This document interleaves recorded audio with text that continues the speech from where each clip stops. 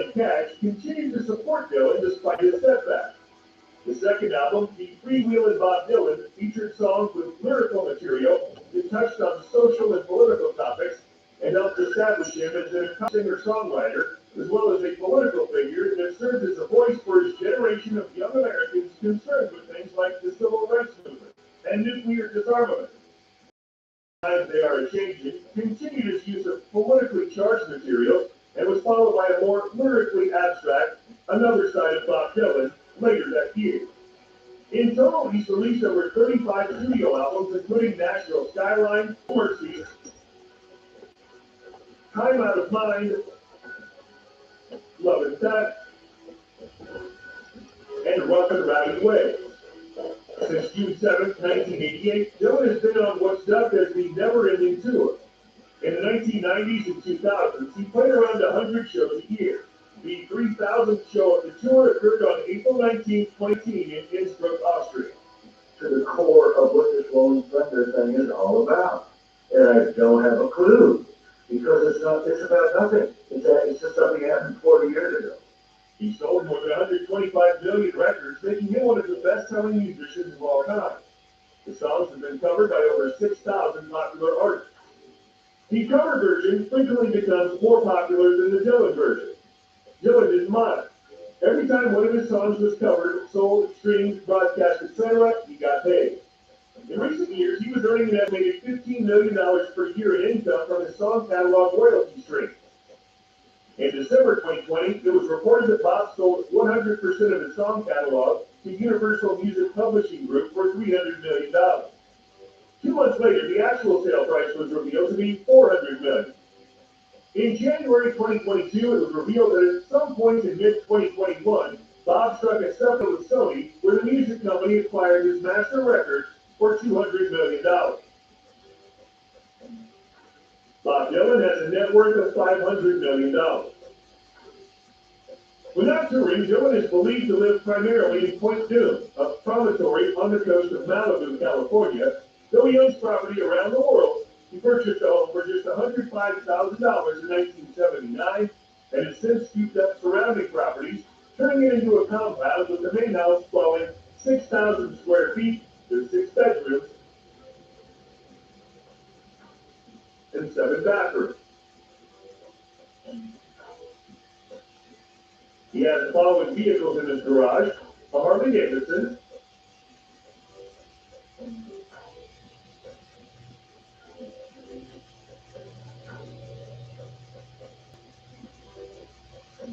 a 1962 Ford wagon,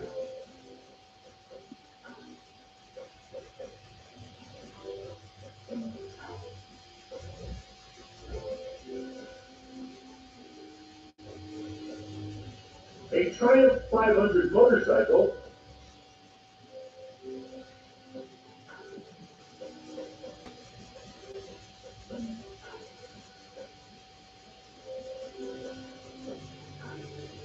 a 1966 Ford Mustang convertible,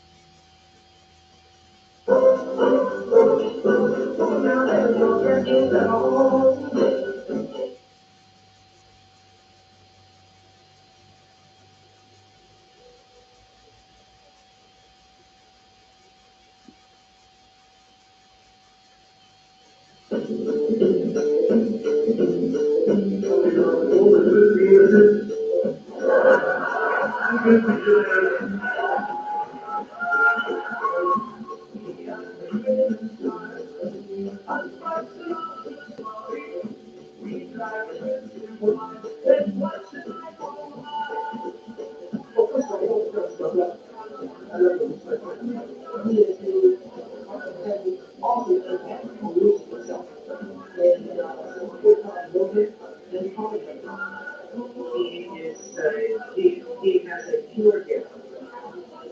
I guess this is a lovely thought. I love it, touch me. You're very kind. He has all lines of his career, his whole already seems to be hard at having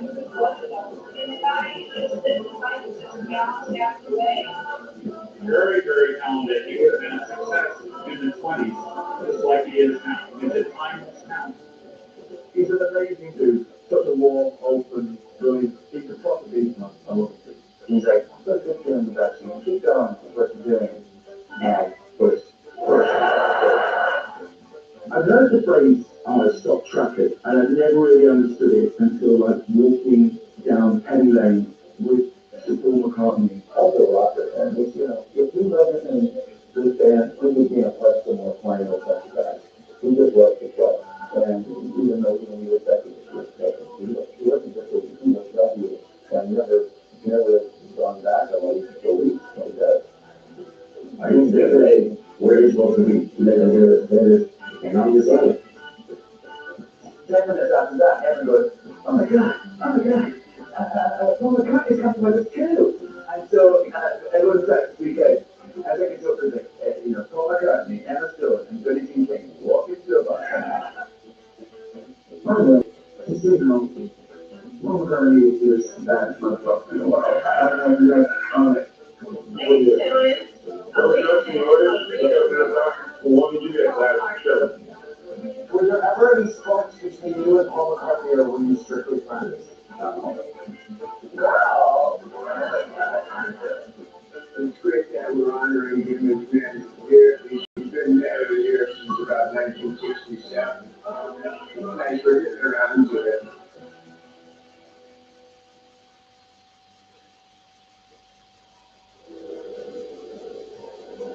I was old, and I heard I want to hold your hand on the wheel. So I said, that is so electrical, there's such an excitement to it. First of all, they were very good looking girls, modesty, and the girls kind of like all kind of felt for Paul McCartney. And I think rightfully so, I mean, he deserves what he got. He deserved that kind of attention, Some of the ballads I really like a lot, When I heard Rubber Soul, I said, look, I've heard enough, I said, that's the concept album. But Rubber Soul got me. It really got me. I went in there, I'm just looking, it's good or whatever, it's better than the Beatles. I didn't quit, so I had that sharpness. I understand.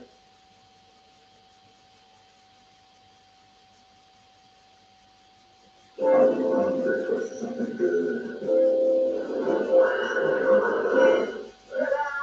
It's so much. It's sex out, baby. This way.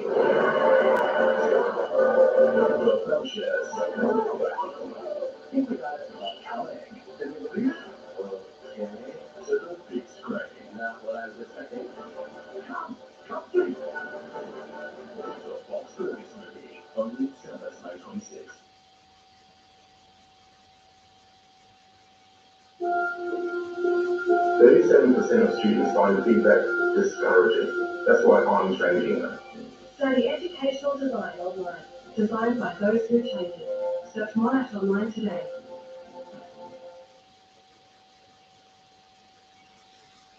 Rock and Roll Hall of Famer Tom Petty died on October 2nd, 2017, surrounded by his friends, family, and bandmates. For more than 4 decades, this quintessentially American brand of rock music won him and his band the Heartbreakers legions of fans from across the globe, and made Petty one of the best-selling musicians of all time. A legendary career like that is full of stories of obituary and light myth. Here's a look at the life and career of Tom Petty. Refugee. Everyone has moments from their childhood that define them, and for Petty, his adult outlook was shaped by an abusive childhood, according to a 2013 interview with Men's Journal. Petty's granddaughter, a logger from Georgia, married a Cherokee woman, and family legend has it, slew a man with an axe who had a problem with the union. His father, Earl, was raised in Florida after the family fled, and Petty said his dad was an angry drunk. Earl regularly beat Tom, his siblings, and his beloved mother, who introduced him to music, which quickly became what he called his safe place. But like the booze, the music also fueled his old man's anger. Petty suspected Earl was so mean to him because of his interest in music and the arts, which Earl found effeminate. Running down a drain. Petty told Men's Journal in that same interview that his mother was everything to him growing up, crediting her with keeping, quote, an element of civilization in the house. Because of her, his first musical influences were critters like Nat King Cole and the soundtrack to musicals like West Side Story. The first record Petty bought with his own money, straight together from turning in Coke bottles, was the Marvelettes Playboy from 1960. television, Petty says he realized there was a great big world out there beyond his troubled life in Florida, and he longed to escape to Los Angeles, or as he called it, Television City, his way out. Around that same time, when Petty was 11, he met Elvis Presley while the King was filming Follow That Dream in Ocala, and that sealed the deal. He later told Billboard, it wasn't like meeting Jesus, but it was close. He went home, asked his mother to buy him a guitar from Sears, and started spending free time in the local music shop. At 14, he had formed his first band, Sundowner, and he never looked back. Make it better. They say imitation is the sincerest form of flattery, but without proper attribution, it can also get you sued in the music industry. In the last few decades of Petty's life, there were 3 instances of artists allegedly plagiarizing his riffs, but he never seemed bitter about any of it. And only one case ended with Petty getting a songwriting credit. In 2006, after the Red Hot Chili Peppers were accused of lifting Mary Jane's Last Dance in Dan, California, Petty told Rolling Stone, I think there are enough frivolous lawsuits in this country without people fighting over pop songs. In that same interview, Petty mentioned how the Strokes admitted to lifting parts of his American Girl for their song Last Night, and said it made him laugh out loud. His laid-back attitude showed up again in 2015, when he ended up with a writing credit on Sam Smith's Stay With Me, which sounds uncannily similar to Petty's I Won't Back Down. Smith said he wasn't even familiar with Petty's song, but the two parties settled the issue amicably. Petty later told Rolling Stone there were no hard feelings, and it was, quote, a musical accident. No more, no less. Change of heart. The year of Petty's death, Confederate statues and symbols reemerged as a hot topic in the U.S., with many states choosing to remove iconography deemed sympathetic to the Confederacy. As it turns out, back in 1985, Petty used the Confederate flag as marketing during his Southern Accents tour, but later deeply regretted. You grow up in the South, that you really never beat it out of here, you know. After South Carolina took down the Confederate flag from outside the State House in 2015, Petty wrote an essay for Rolling Stone apologizing for his own use of it. He wrote that he used the flag to help illustrate a character in the song Rebels, but things got out of hand, and he had to ask fans to stop bringing the flag to his shows. He told the magazine, quote, I was pretty ignorant of what it actually meant. It's like how a swastika looks to a Jewish person. It was dumb, and it shouldn't have happened. Don't do me like that. Corporate sponsorships have been norm in rock and roll, but Petty stubbornly refused to accept them for any of his tours throughout his long career. When Billboard asked him about it in 2005, he said it was about keeping the Heartbreakers independent and trustworthy to fans, telling the magazine, we started it from nothing and we own it, and I want people to trust it. It's not for sale. Petty also refused to let his songs be used in advertising spots, saying, quote, I didn't write them to be orange juice commercials. Yeah, a lot Sometimes more I feel like maybe it's a dumb move, $20. because I don't know if anyone cares, but I care immensely. Girls got on, I got it white, because otherwise they use stretch. Petty was a good spirit in health when he became a Heartbreaker. Okay. What made me anniversary tour in April 2017. But he hinted it might be his last, telling Rolling Stone in December 2016 that he no longer wanted to spend his life on the road. In hindsight, the entire interview is eerie and heartbreaking. After a 3-year lull from touring, the longest the band had been on the road in 25 years, Petty told the magazine that he wanted to spend more time with his granddaughter, among other priorities, but he hadn't made up his mind about future touring. I'd be lying if I didn't say I was thinking this might be the last big one. We're very aware that time is finite. At the end of the year, we'll say, what do you feel like doing? Then we'll figure out where to go next. The Heartbreakers completed the entire run of full band shows on September 25th in Los Angeles, Petty's mythical Television City. Just over a week later, the 66-year-old rock and roll legend suffered cardiac arrest and is now at home with CBC News. Petty said he was born to make music. I feel that for some reason I was born with some kind of conduit to this, this energy force or whatever, and I can have that happen to me if I really try to do it, or sometimes when I'm not. How would you spend $19,000 a minute? This is how the Morrison government does it. More than 10 billion taxpayer dollars are given out to fossil fuel giants. Our next federal government needs to fund climate solutions, not climate pollution. Authorised by Inwork in the Sunrise Project Australia.com.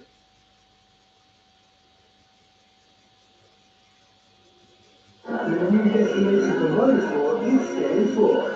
Spring Series, Formula E, IndyCar, World Rally Championship, and World Outlet. World Endurance Championship in 24 hours of long. Plus, every turn and every jump of the Sterling Superbikes and Study Motorcross and Europe and Flying Motorcross.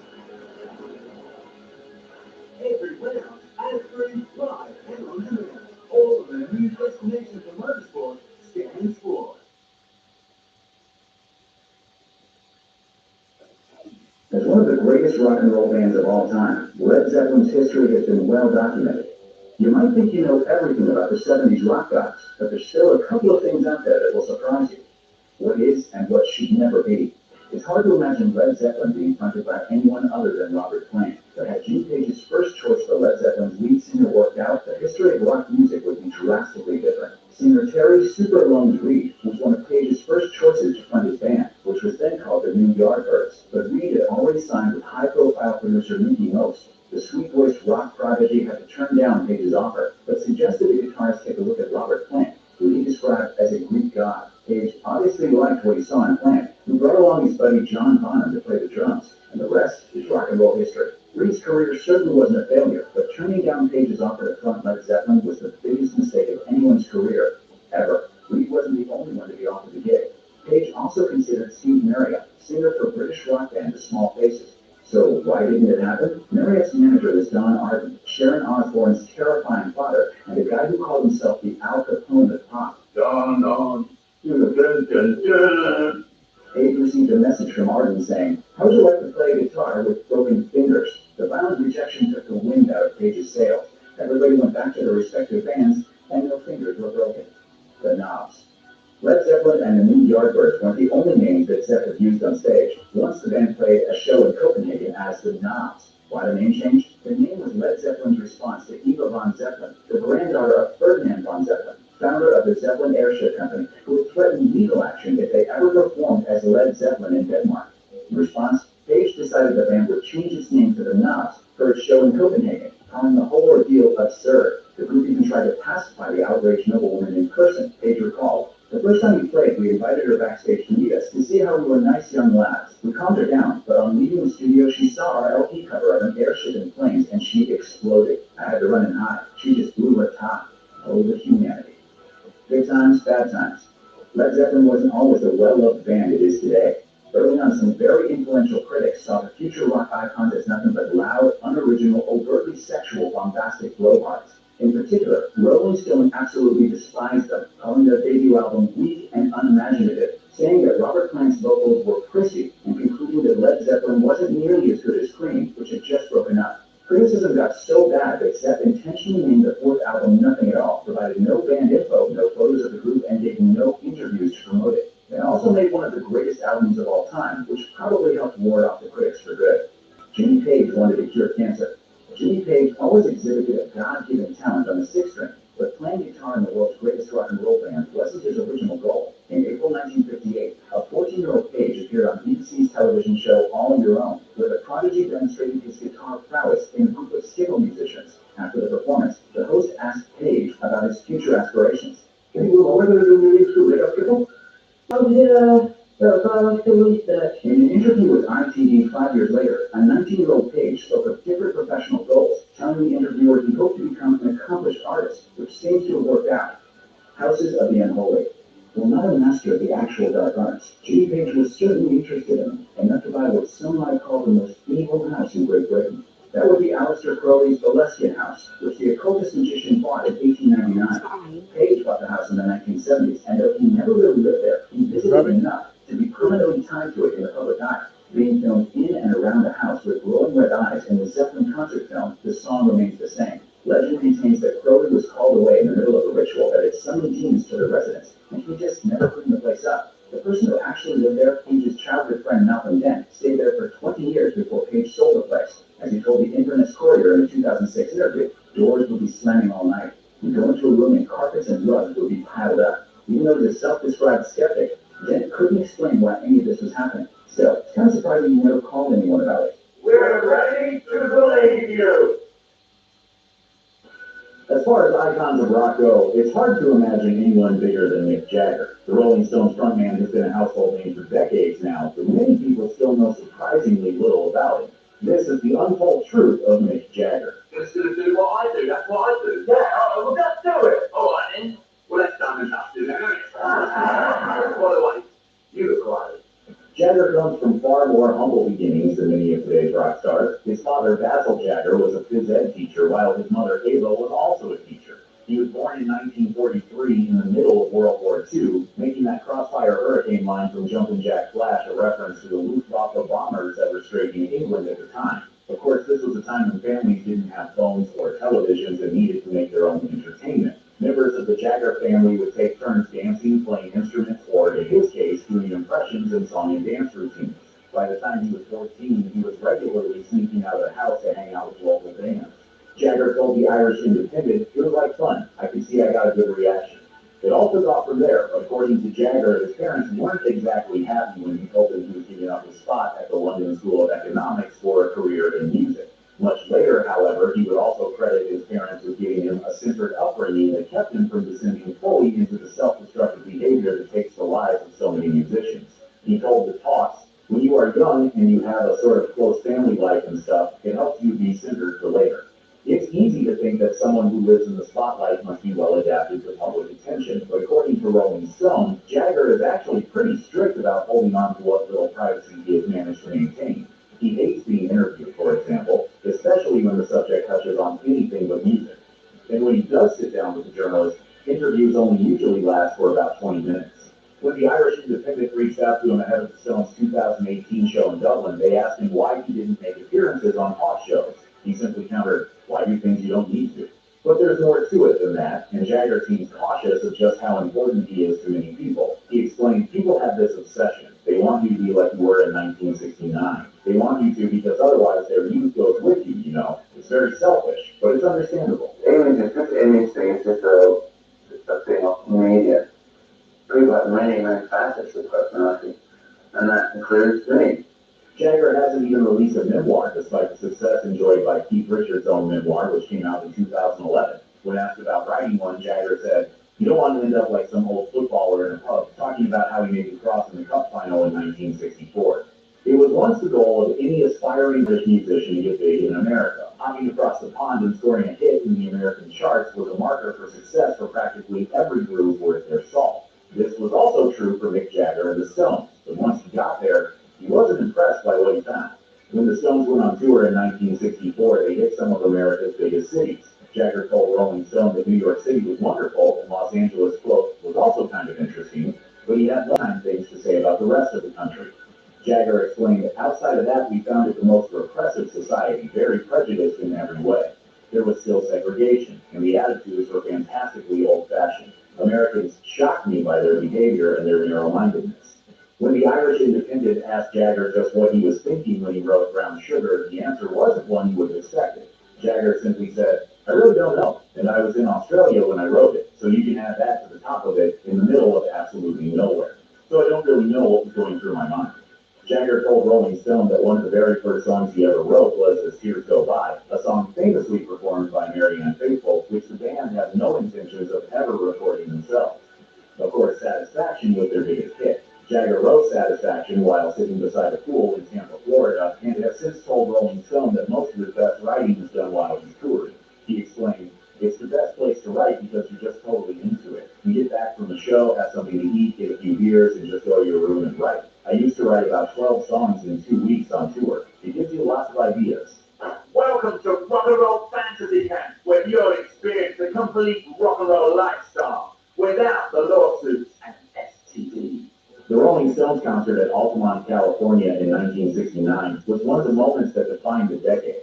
It was a free concert announced only days before it actually took place, which quickly became a perfect storm of poor decision-making, from placing the concert site near to a local freeway to recruiting the Hells Angels to act as security. By the time the day was done, 4 people were dead, including an 18-year-old Meredith Hunter, who died at the hands of the gate's so-called security. Nobody could count how many had been injured. According to a deep dive into the event written by Rolling Stone magazine, an associate of the band explained, "Jagger was very, very shattered. I cannot overemphasize how depressed and down he was with the way it turned out. When they knew about the murder, it shook them. Sympathy for the Devil became the song most associated with the chaos of Altamont, and Jagger later told Rolling Stone that it took a while before he felt he could perform it again. while the concert was touted in the media as the end of an era, Jagger has said he didn't feel that was the case. He simply felt depressed over the fact that it happened at all. Jagger said, that particular burden didn't weigh on my mind. It was more how awful it was to have had this experience, and how awful it was for someone to get killed, and how sad it was for his family, and how dreadfully the Hells Angels behaved. In 2008, Book a hotel now and pay when you arrive at WebJet.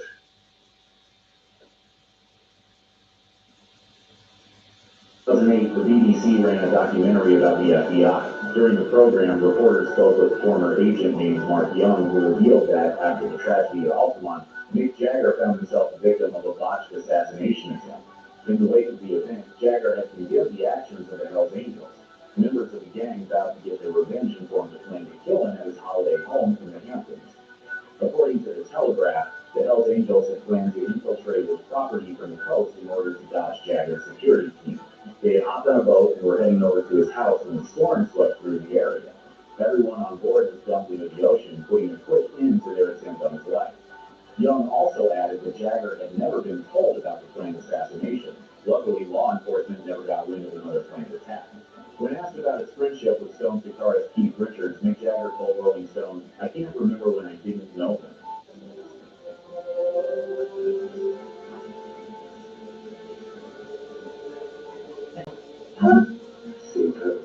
Over the years, these two men have become arguably one of the most legendary duos in music history. But it's also no secret that Keith Richards has always had something of a relationship with hard drugs. He's the only man on the planet who can go and flex. Come on. So how have the two kept it together all these years? While Jagger has said that he doesn't like talking about the drug problems of others, he has talked a little bit about how Richard's drug use has impacted him. He said, "How did I handle it? Oh, with difficulty. It's never easy. I don't find it easy dealing with people with drug problems. If you're really on some heavily addictive drug, you think about the drug and everything else is secondary. You try and make everything work, but the drug comes first." Even when he was at his worst, Jagger says that Richards was still creative, it just took a long, long time to get anything done. Jagger explained, "When Keith was taking heroin, it was very difficult to work. It affected everyone in certain ways, but I've never really talked to Keith about this stuff, so I have no idea what he feels." It's not just about living forever, Jackie. The trick is to make yourself proud. There are the Rolling Stones, and then there's Rolling Stone magazine. Obviously, you'd expect there to be a relationship between the two, but you might not expect it to be quite as tense as it is. According to Joe Hagan's biography of Jan Wenner, the magazine's founder, Jagger was outraged when he first heard of the magazine. Not only was it a surprise that it had been named after the group, but the original Rolling Stones weren't even given the honor of appearing on the mag's first cover. Hagan writes that the offense kicked off a feud that lasted for the next 5 decades. The band took action, too, hitting Wenner and Rolling Stone with a cease and desist letter instead of the exclusive interview Wenner had promised new readers. Tensions continued to run high for years afterwards, even after Jagger and Wenner met and the Stones finally appeared on the cover. Bizarrely, at one point, Jagger and Wenner actually teamed to launch a British-based Rolling Stone, which ended up full of politics and misspellings, written by an unruly drug-fueled staff. Wenner was outraged, but by the time he got the magazine under control, Jagger had gotten bored with the whole thing and headed off to Australia to appear in an art house movie. In their 1969 obituary for Stone's ex-guitarist Brian Jones, Rolling Stone magazine called him an embodiment of the music itself. It was an apt description for a deeply talented musician. Jones died at the bottom of a swimming pool after years of drug abuse and scandals, having become widely known as the band's notorious wild child. When Jagger spoke with Rolling Stone almost 3 decades later, he opened up about the legendary falling out between Jones and the band. Jagger said that recording the song No Expectations was the last time Jones was, quote, totally involved in something that was really worth doing. The falling out happened gradually, but eventually left Jagger and the band feeling they had no choice but to fire him, particularly when it got to the point where Jones couldn't even hold his guitar. Drug addiction wasn't well understood at the time, however, and Jagger has admitted to feeling a little guilty over how the issue was handled. Jagger said, "In some ways, we picked on him, but unfortunately, he made himself a target for it. He was very, very jealous, very difficult, very manipulative, and if you do that in this kind of a group of people, you get back as good as you give, to be honest." Bob Seger has plugged away on his guitar for more than 50 years, but there's more to the man than his hit songs. From his athletic background to his retirement, there's a whole lot of untold truth about this classic rocker. Most people contain multitudes, and that's certainly true of Bob Seger. In addition to being a talented musician, he's also a lifelong athlete and competitor. Back in high school in Michigan, he really wanted to play football, specifically the glorious position of quarterback, but he couldn't cut it on the gridiron, leading him to turn to track and field instead. His years of hooking it as fast as he could inspired one of his most beloved songs. As he told the Mercury News in 2019, "I always wanted to write a song about being a runner. I don't think anybody got that, but that's where the Against the Wind title came from." I was a long distance runner. And I think that's where, in high school, and I think that's where I get my tenacity. Seger races against the wind not just on land, but also on the water. In 2001, his sailboat Lightning won the Port Huron to Mackinac race in Michigan. And it turns out that he's quite the hands-on owner. Lightning crew member Mike Thompson told the boating publication, "Everybody took turns steering the boat, and he was in the rotation just like everybody else." When Seger was still a teenager in high school in the early 60s, he cut his musical teeth as a guitarist and vocalist in a number of Detroit area bands. His first real group was a trio called the Decibels, in which he played alongside Eddie Andrews, who would later manage Seger's career. After moving to Ann Arbor, Michigan, Seger joined a band called the Town Criers, then switched teams again to play keyboard with Doug Brown and the Omens. After a name change to the mildly humorous Beach Bums, the group released a single called The Ballad of the Yellow Beret, a parody of Staff Sergeant Barry Sadler's 1966 ultra-patriotic The Ballad of the Green Berets. Seger's version mocked Vietnam War-era draft dodgers, and it could have been at least a local hit had Sadler not threatened to sue, forcing the record to be pulled out of stores. Later in 1966, Seger went solo, scoring some Michigan hits with East Side Story and Heavy Music, only for his label Cameo Records to go out of business. After a brief sojourn to college, he returned to music in 1969 and redoubled his efforts to make it big. Although Seger reached the heights of his fame in the 70s, he scored his first hit in early 1969. Ramblin' Gamblin' Man, officially credited to the Bob Seger system, hit number 17 on the Billboard Pop chart. But that didn't quite solidify Seger's mainstream success or national stature. He kept releasing singles and albums in the early 70s to very little attention. He was essentially a one-hit wonder for a while, as Ramblin' Gamblin' Man was his only top 40 hit until Night Moves landed in the top 5 in 1976. From that point on, Seger was a hit machine around the country and the world, as he already had been in some parts of the Midwest for years. While he was a relatively obscure act for most Americans in the early 70s, he was a superstar in his home state of Michigan. In the same week in 1976 that he played to a small crowd of people in a random Chicago bar, he also took the stage in front of 76,000 screaming fans at the Silverdome in Pontiac, Michigan. Bob Seger is paying more dues than all the artists in the current Billboard Top 40 combined. Perhaps the reason why Seger's songs have resonated with so many people for so long is because of their authenticity. Tunes like Night Moves feel so emotionally real because they are, as the singer-songwriter pulled from real-life events to craft his compositions. Why is it so mysterious? I do it all different kinds of ways. During an interview on In the Studio with Redbeard, Seger revealed that he really got to work on his night moves with a dark-haired Italian girl whom he dated when he was 19. According to the book Encyclopedia of Great Popular Song Recordings, that woman was Renee Andretti, Seger's first real girlfriend as a teenager. But the romance, while monumental, ultimately proved ill-fated. The singer told the Detroit Free Press in 1994, her boyfriend was in the service, and when he came back, she married him. My first broken heart. Fortunately, Seger was able to get over that disappointment. He's been married to his third wife, Juanita Doricat, since 1993, and the rest of the world got Night Moves out of the whole experience, so it ended well for everyone. The Eagles were one of the most popular bands of the 70s. Their country-influenced sound was synonymous with the decade. They were also a bit of a supergroup, as they were packed with individually successful performers and songwriters such as Don Henley, Joe Walsh, and Glenn Frey. Despite that rock and roll brain trust, the band grew utterly stumped when working on an out-of-character, hard-rocking stomper of a song for their 1979 album, The Long Run. According to Eagles guitarist Don Felder, when the band realized that Frey's vocals were underrepresented on the album, Frey, Henley, and collaborator J.D. Souther forced a nugget of the song. It was an up-tempo, hand-clap-driven number. There was one problem, though. They couldn't come up with a chorus. And that's when Frey decided to seek outside help in the form of Bob Seger. Frey called him up and sang what he and the Eagles had come up with, all the way up to where the chorus should go. Then, from out of thin air, Seger pulled out the melody of that chorus and subsequently the title of the song. The result was Heartache Tonight. Seger was credited as a co-writer, and the song went on to become the fifth and final #1 hit for the Eagles. I actually wrote Heartache Tonight in one of the old verses and Taylor and J.D. Souther finished.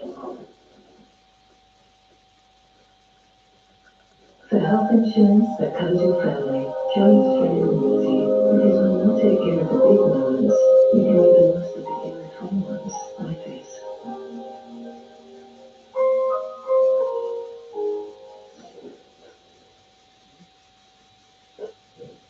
Seeger has often presented himself as a voice of the common man, blue-collar working-class individuals who, like Seeger, come from a humble Midwestern background. That's a big reason why he's allowed his song Rock to be used for years in commercials for American-made Chevrolet trucks. It's also an attitude that prompted him to make a relatively bizarre request of his record label. The 8-track tape exploded in popularity in the late 60s and into the 70s. It was superior to vinyl records in at least one regard. Music was portable on the compact tapes, and automakers responded by outfitting cars and trucks with 8-track decks. However, the more streamlined cassette eventually overtook the 8-track as the portable music format of choice. By 1982, record labels had pretty much phased it out, but Bob Seger thought it was a disservice to the public. He told People magazine in 1983, "There are thousands of fans out there who still have old 8-tracks in their pickups or RVs. Times are tough. A lot of them don't have the money to get a new system." So, per Seger's behest, Capitol Records released his 1982 album, The Distance, on 8-track. While Seger continued to pack arenas and stadiums into the 90s, and most of his biggest songs can still be heard on any classic rock radio station today, the hit singles period of his career started to die out in the late 80s. However, his final top 10 hit just happened to be his biggest. In 1987, he reached #1 for the first and only time with Shakedown, his groovy R&B heavy contribution to the Beverly Hills Cop 2 soundtrack. A commercial triumph for the veteran rocker, Shakedown also earned Seger a nomination for Best Original Song at the Academy Awards. But interestingly enough, the song originally wasn't his. Beverly Hills Cop 2 producers had hired Glenn Frey, who had a big hit with The Heat Is On from the first Beverly Hills Cop, to record a song for the sequel. According to the Billboard Book of #1 Hits, Frey didn't like the verse lyrics written by composers Pete Forsey and Harold Faltermeyer. Furthermore, he contracted laryngitis just before he was supposed to lay down vocals. After Frey pulled out, MCA Records president Kirby Azoff called Seger, asking him to write new lyrics and record the song. Perhaps the most recognizable song in the Bob Seger catalog is Old Time Rock and Roll, thanks to its iconic opening piano riff, Seger's howling vocal delivery, and a blistering sax solo. It scraped into the top 30 on the Billboard Hot 100 when it was originally released as a single in 1979. It later became a song for the ages when it was used in that famous scene in 1983's Risky Business, in which a young Tom Cruise dances around in his underwear. But as it turns out, Old Time Rock and Roll was almost an afterthought, recorded late in production for the album Stranger in Town. It was brought to Seger by Alabama songwriter George Jackson. Seger liked the chorus, but not the verses, so he wrote those himself.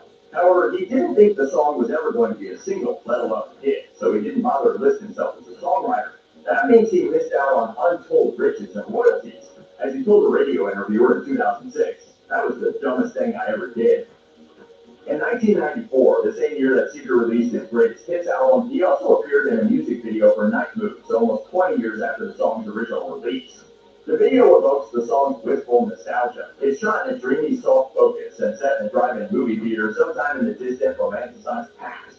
Young people flirt and mill about, including a central couple played by Daphne Zuniga of Melrose Place and Matt LeBlanc, just before Friends debuted and made him a household name. Believe it or not, Seger actually did a little acting coaching. As LeBlanc revealed on an episode of Top Gear, Seger summoned the actor to his trailer and told him what it was like back when he was young and would go to the drive-in and try to pick up girls. Then the rocker produced a bottle of tequila. Next thing I know, we down a whole bottle of tequila, Bob Seger and I, and then they knock on the door, ready for you on set. So I'm drunk and Even though both Seger and LeBlanc various states of drunkenness for the video shoot, everything seemed to work out okay in the end. LeBlanc has had a long and steady acting career, while Seger's greatest hits went on to be certified diamond after selling over 10 million copies in the United States. After Seger's career slowed down in the 90s, he quietly retired from the music business with the aim of focusing on family life. He told CBS Sunday Morning in 2007, "I had kids at age 47 and very late in life, and I've been doing it for 30 straight years, writing songs, making a record, and touring and starting the process right over. Then I had the kids, and, it might be a good time to slow down and watch them grow up. You're never going to get another chance to see it." After his 1995 album, It's a Mystery, he didn't release another album until 2006's Basic Promise. He toured in support of it in 2007, his first set of concert dates since 1996. Of course, Seger isn't getting any younger, and all those years of living on the road have taken their toll on him. In 2017, the year he turned 72 years old, he ruptured a disc just before he was supposed to embark on a concert tour. His doctor told him that if symptoms worsened, he'd have to cancel the tour and undergo surgery. Well, Seeger ended up awakening one morning in September 2017 with a dragging left leg. A few days later, his management announced that the remaining 18 dates on the tour schedule would be indefinitely postponed. Those health troubles prompted him to retire once again, as he announced that his Traveling Man tour in 2018 and 2019 would be the last time he would hit the road. Keith Richards is a revered veteran of the music industry and quite possibly one of the last true rock stars still walking the earth. The guitar maestro of the Rolling Stones has been living his hardest, most Keith Richards life since the 1960s. Here's the untold truth of Keith Richards. Keith Richards has been around for such a long time that it can be hard to imagine him as an innocent child, yet he was. And according to The Guardian, young Richards had surprisingly good two-shoes hobbies. The rock legend used to be a Boy Scout. According to the Daily Beast, his Boy Scout past as head of a beaver patrol taught him valuable lessons about teamwork and leadership. However, it looks like he already had a rock star streak during his time with them, seeing as he was eventually discharged for getting into a fight with another young scout. According to the DW, Richards was also in choir. Believe it or not, his career as a choir boy was actually quite impressive. He sang soprano and performed at Westminster Abbey for Queen Elizabeth II, although he later swore allegiance to another royal icon. He told me, Her Majesty.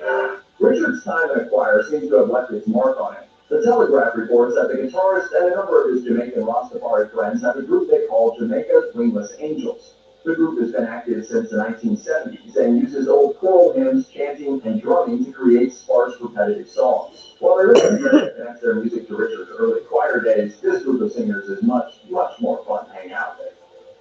Mick Jagger and Keith Richards formed one of the most famous partnerships in rock history, but the Glimmer Twins have always had their ups and downs. According to the Washington Post, their first great public rift concerned Jagger's solo debut in 1985 and his subsequent refusal to tour the Stones' 1986 album Dirty Work. This plunged the band into years of conflict that Richards described as World War III. Although Jagger and Richards managed to patch things up and bring the show back on track in 1989, public barbs and tactical apologies eventually started flying again.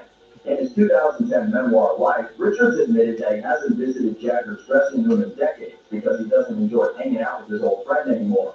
The guitarist wrote that in the 1980s, Jagger started to become an unbearable presence and had a larger-than-life ego. Although Jagger was set by some of the revelations in his bandmate's memoir, Richards told Rolling Stone magazine, "I was going to tell the story. As I told Nick, you should have seen what I left out. Let's just hope Jagger isn't featured in Richards' next book." Next one is a murder mystery. Actor and model Anita Pallenberg is an influential figure in the Rolling Stones' history. According to The Guardian, she visited the band backstage in 1965 and started a relationship with the band's other guitarist, Brian Jones. The relationship soon turned violent, and Pallenberg left Jones for Richards. The two lived together in London, where they had 3 children. The Guardian also reported that Pallenberg's influence in the band went far beyond their guitar swinger's significant other. She performed backing vocals on Sympathy for the Devil, and Richards was convinced that she had an affair with Mick Jagger when the two shot a movie together. This allegedly inspired the guitarist to write one of Rolling Stone's most famous and brutal songs, Give Me Shelter. Through the years, Richards and Pallenberg struggled with substance abuse issues, drifted apart, and finally separated in 1980. Vanity Fair says around the same time, Richards met Patty Hansen at the legendary Studio 54. Hansen was the perfect match for Richards, and their relationship was a much more stable one. Their marriage has lasted for almost 4 decades. In April 1971, Keith Richards rented a luxurious property called Villanelle Cots at the French Riviera to record their Exile on Main Street album. Villanelle Cots had a pretty bad history, as it had been the Nazi headquarters during their occupation of France. There were still swastikas painted in the basement when Richards rolled in and turned the place into a curious mix of a backstage and a partially wrecked hotel room. Along with Villanelle Cott's Nazi history and a continuous stream of drug dealers, hangers-on, and famous visitors, the heat, dripping walls, and bad air circulation on the basement level all contributed to the building's weird vibe. According to the Star, this was reflected on the finished double album Swampy Sounds. Today, Exile on Main Street is one of the band's most acclaimed and enduring works. However, Villanelle Cots is unlikely to become a popular pilgrimage for fans, despite its importance in the group's history. On top of it being a remote location that's quite hard to reach, the villa's current owner makes it clear that fans who want to visit the property will not be welcome. Keith Richards has a long-standing friendship with singer-songwriter Tom Waits. According to Rolling Stone, this goes back to Waits' 1985 album Rain Dogs. Richards has contributed guitar parts and vocals for several Waits songs, and in 2013, the two recorded a growling version of the sea shanty Shenandoah. They're so close that Waits once wrote a tongue-in-cheek poem called Keith Richards to honor the guitarist. It compares Richards to a praying mantis because, as Waits strangely says, he only has one ear and is located between his legs. What? According to Ultimate Classic Rock, Waits reveres Richards, but describes the dynamic between the two as one that needs an adult in the room. The musicians once got together to co-write some songs for Waits' Bad As Me album, but the process proved to be less than fruitful. Richards would suddenly call out, "Scribe." When Waits wondered what was going on, Richards said it again, now pointing a finger at him. At that point, Waits realized that Richards was looking for someone to write down the music they had been improvising into existence for an hour, and that someone was Tom Waits. Look, how happy do you think this? Keith Richards.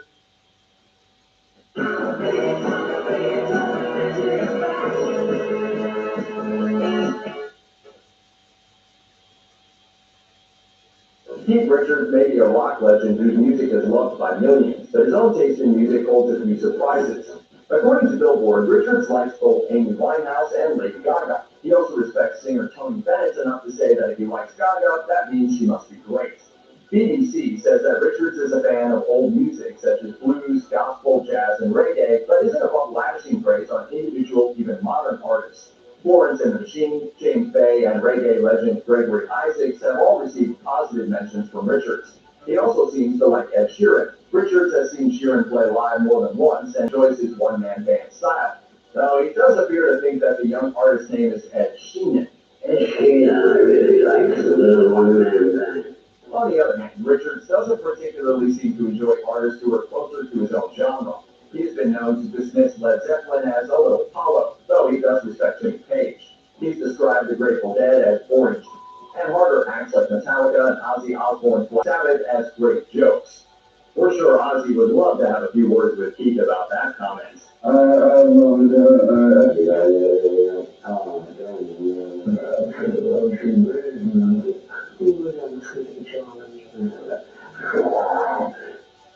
Keith Richards is famous for his extravagant style that features loud jackets, scarves, and accessories. According to The Telegraph, his style is actually incredibly simple and not even entirely his own.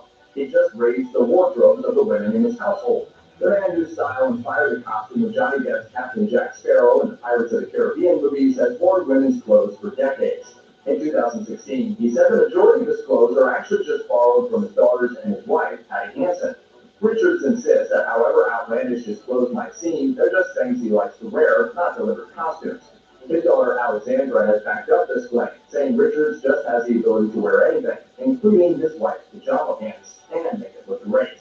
Jagger, on the other hand, can make almost anything look great. Keith Richards has been through so much that it's generally regarded as a miracle that he's lived such a long and distinguished life. Richards has been dodging the Grim Reaper since he was born. Ultimate Classic Rock says the guitarist tribulation started during the London bombings in 1944 when a Nazi B-1 bomb hit the infant Richards' cot. Fortunately, baby Keith and his mother had already evacuated the area. In 1965, his microphone gave him an electric shock during a performance, burning the strings of his guitar and knocking him unconscious. In 1971, Richards fell asleep while smoking in bed. The cigarette lit the bed on fire and almost burned him to a crisp. In 1973, another fire burned down Richards' Redlands estate, though he insisted that a wire-chewing rodent was to blame rather than a passed-out rock star. At some point in the 1970s, he had the worst drug experience of his life when someone laced his drugs with poisoned strychnine. Later in life, his incidents have become more mundane, but no less dangerous. In 1998, Richards slipped and fell while reaching for a book in his library and broke several ribs when heavy books fell on him. In 2006, he had an unfortunate experience with a palm tree while foraging for coconuts in Fiji. Richards cracked his skull so badly that he needed brain surgery. Despite all of his brushes with death and the damage he's done to his body, Richards actually looks pretty decent for his age. Keith Richards looked 70 when he was 40, and now he's 70, he looks 69. He's regenerating. It's probably no surprise that the Rolling Stones have visited one of the most notorious temples of debauchery, the Playboy Mansion. What may come as a surprise is that Keith Richards once nearly set it on fire. According to the New Zealand Herald, Richards says when they were visiting the mansion, he and the band's saxophone player Bobby Keys stole their tour doctor's bag and, more importantly, the multitude of drugs it contained. They locked themselves in one of the Playboy Mansion's bathrooms and started sampling everything. Suddenly they heard a fire alarm. People were running down the corridor, so they left the scene, at which point they burst into flames. They had accidentally started a fire. Richard tells another version of the story in his memoir. As he and Keys were busy dealing with the array of drugs, they suddenly noticed that the room was getting quite smoky. The drapes of the bathroom were already smoldering, and everything was just about to go off big time when they heard banging on the door. A bunch of waiters and men in black suits stormed in, carrying buckets of water. The two musicians sat on the floor with their pupils constricted to pinpoints, annoyed at the way their private celebration had been interrupted. Let's just get this out of the way here. Keith Richards really likes to tell the story about him snorting his father's ashes. He has told NME that he couldn't resist mixing some of the ashes with his cocaine, and that his father wouldn't have cared. The version he told GQ paints the incident as a semi-accidental one in which he intended to spread the ashes to fertilize an oak tree, but when he pulled the top off the box that contained his father's mortal remains, some of the ashes landed on the table. After that, he just had, quote, a line of gas because it felt right. I believe him, I saw it. Even before the snorting incident made them truly inseparable, the father and son were close. According to the Irish Mirror, Richards and his father spent 20 years without contact, until the guitarist finally reached out in the early 1980s. Their reunion was successful, and over the next 2 decades, Richards introduced his father to the lifestyle of a Rolling Stone. In turn, he discovered that his father could drink them all under the table. At the time of Herbert's death, the two got along so well that Richards felt comfortable with, as he says, ingesting his ancestor. Now he wants to make it a family tradition. When he dies, Richards says that he wants his family to do the same with his ashes. I love this. The death of Ric Ocasek in September 2019 shocked fans of his seminal band, Cars. So you're probably familiar with all their hits. There's a lot you probably don't know about the legendary group. Here's a few quick facts to get you up to speed. Perhaps because of his striking look, or because he sang most of the band's songs, the Cars and Ric Ocasek are often considered one and the same. Hi, I'm Ric Ocasek. That's some conclusion to the The Benjamin Ford took on lead vocal duties on plenty of the Cars songs, including classics like Just What I Needed, Drive, and Movie in Stereo.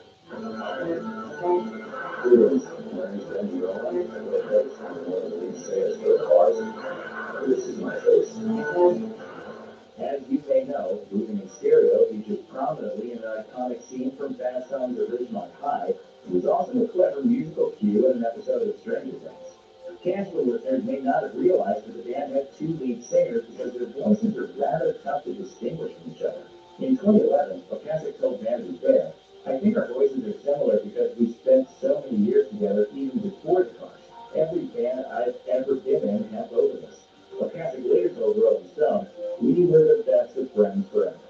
Nevertheless, by the end of the Cars' last tour in the late 80s, Ford had taken to traveling on his own bus, apart from the other band members, and rarely exchanging words with Ocasek. In Ocasek's own words, he was drinking a little much. Ocasek also told Rolling Stone that tension mounted after Ford asked if he could write Cars songs with his girlfriend. Ocasek rejected the idea outright. The former besties and musical partners grew estranged after the Cars split up in 1988. Fortunately, they worked out their differences while taking material for a Cars DVD in the late 90s. Ford died of pancreatic cancer in 2000, and Ocasek paid tribute with the song Silver. Fresh off his Academy Award-winning role in Ordinary People, actor Timothy Hutton wanted to get into directing. In 1984, the Cars manager played him the group's album Heartbeat City. Hutton was particularly taken with Drive, a slick, romantic, soft rock ballad that represented a departure for the band. Ric Ocasek let Hutton direct the video for the song. In the book I Want My MTV, Hutton recalled, "I called the casting director and said I needed an attractive, exotic woman who has something fierce about her. He hired model Alina Koroskova, who was among the last women he saw while casting the video. As he explains it, he took Koroskova and Ocasek into a hotel room to rehearse the plot of the video. I asked them to imagine they'd had a fight that was escalating. They rehearsed with Hutton for an entire day, and when it was all over, Forrest Gump and Ocasek wanted to keep going. Sparks had obviously flown. Although Forrest Gump later told Entertainment Weekly that she had already seen Ocasek on MTV, explaining that it was love before first sight. Ocasek was already married at the time to his second wife. In 1989, Ocasek and Forrest Gump got married, and they stayed together for nearly 30 years. The Cars recorded plenty of sharp, tightly crafted songs, but even though they're short and sweet, those songs could reportedly take forever to make. According to Cars drummer David Robinson, the band's 1981 hit Shake It Up stewed for years before the group finally decided to record it. In Frozen Fire, the story of the Cars, he said, "It never sounded good. We recorded a couple of times in the studio and dumped it, and we were going to try it one more time, and I was fighting everybody." Robinson says he relented when the band decided to give it a total overhaul. "We thought, let's start all over again, like we never even heard it. Completely changed every part, and we did. But it doesn't sound like the song was one of Rick Ocasek's days." Speaking to Vanity Fair, he admitted, "I've probably written some crap lyrics. I'm not proud of the lyrics to Shake It Up. Perhaps that's because the song includes lines like, you can move with a quirky jerk, and make the nightcat stop and stare." You may think it's This is more than just a Glad Airliner. Each roll of the new Glad to be Green ocean-bound plastic recycled Galaxy bag helps stop the equivalent of 2 plastic bottles from entering the ocean. Together, let's turn the tide on waste.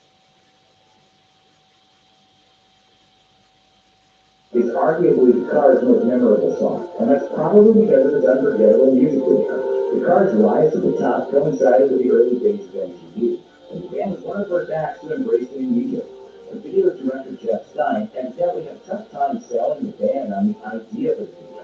When I wrote my MTV, we recalled, "I met the Cars and told them the band's in the medicine chest, and then on a bar of soap, and Rick's on fly. And one of them said, why don't we just all play on a turd in the toilet bowl?" That was the prevailing attitude.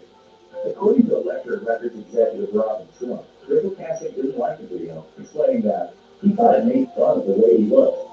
Of course, it all paid off in the end. The video was the first one ever placed in the Museum of Modern Art's permanent collection, and as the first MTV Video Music Awards in 1984, you might think one video of the year, somehow defeating Michael Jackson's iconic Thriller. As we mentioned, Cars ultimately broke up in 1988. At some point, something kind of cracked. Maybe it was around 87. And then I didn't like it as much. It was an attempt to resurrect the band in the mid-2000s. That's when manager representing Greg Hawkes, Ellie Easton, and David Robinson approached Rick Ocasek, proposing a Cars reunion on behalf of the Cars. Ocasek gave him a hard no, explaining to Rolling Stone, with the band, lawyers got involved. It must have cost a ton of money in legal fees that I wasted. The Cars wasted, for no reason. So Easton and Hawkes hit the road in 2006 and 2007 as the new Cars. Robinson didn't participate. He dropped out of the project early on, but rock legend and producer Todd Rundgren and two drummer Fred and friends agreed to join the project. It didn't work out. The new Cars' poorly reviewed debut album, It's Alive, would also be their last album. In the early 2010s, a real Cars reunion happened. Rick Ocasek told Rolling Stone at the time, "This was strictly everything that's happened before this. This is a new thing." And it was great. The Cars reconvened to record a new album of original material, Move Like This, which generated a moderate hit single and sad song. The group even embarked on one last tour in the summer of 2011, performing in 11 theaters and capping it off with a spot at Lollapalooza. There's a lot of people up there, and some will like it, and some won't. That'll be it. Then in 2018, the group entered the Rock and Roll Hall of Fame. In his induction speech, Brandon Flowers of the Killers, a huge fan, said, "We thank the Cars, Rick, Benjamin, David, Greg, and Elliot. We are standing on the shoulders of giants. This band means so much to me and millions of others." That night would mark the last official Cars season. Rick Ocasek died on September 15, 2019 at the age of 75. As people learned the sad news, many celebs fondly remember the talented musician, including talk show host Stephen Colbert, who was fortunate enough to occasionally have Ocasek as a guest on the Colbert Report. I need someone who can use his brute animal magnetism to woo that lady zookeeper. Rick Ocasek? You bet on him, Stephen.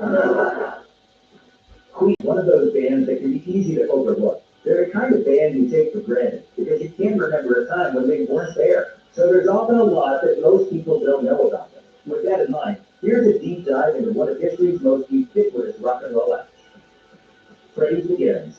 Shocking though it might be, Freddie Mercury wasn't the given name of Queen's frontman. He was actually born into a devout Zoroastrian family to parents from India. His birth name, Farrukh Bulsara. He was actually born in Zanzibar, but spent a good chunk of his childhood at a private school in India, where he started going by Freddie. I'll always go around that offended puppet day. And no one's gonna stop me, honey. However, he didn't actually change his last name until around the time that Queen was founded. Luckily, his chosen moniker tends to roll off the tongue a little easier than the one he was born with. Royal Stars.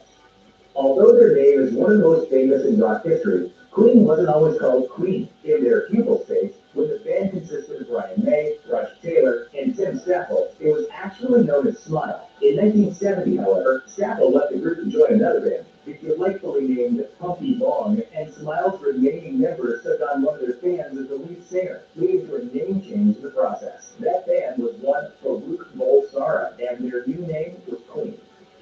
Feeling the pressure. Under Pressure was the result of a winning combination of David Bowie, hard drugs, and failure. In July 1981, Bowie went into the studio to record backup vocals for a Queen song called Cool Cat. Unable to get that particular song to work and despondent at their lack of success, Queen and Bowie fell into their backup plan, drinking wine and doing cocaine. As the evening progressed, something that could generously be referred to as creativity began to take hold. Queen and Bowie started messing around with a completely different song, written by Queen's drummer Roger Taylor and tentatively titled Feel Like.